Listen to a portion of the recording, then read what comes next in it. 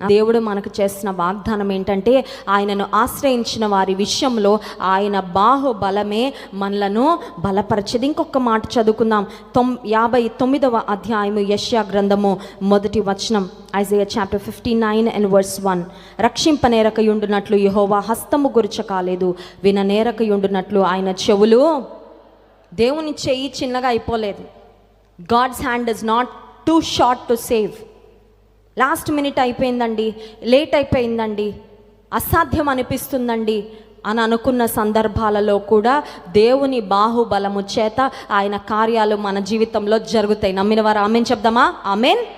ఆయన బాహుబలము తక్కువ అవ్వలేదు. నీవు నమ్మగలవా? విశ్వసించగలవా? నీవు నమ్మితే ఖచ్చితంగా దేవుని కార్యాలు చూస్తావు. ఆయన బాహుబలము చేత బలపరచబడి, ఆయన బాహుబలము చేత గొప్ప ఆశ్చర్య కార్యములు మనందరము పొందుకొందుము గాక.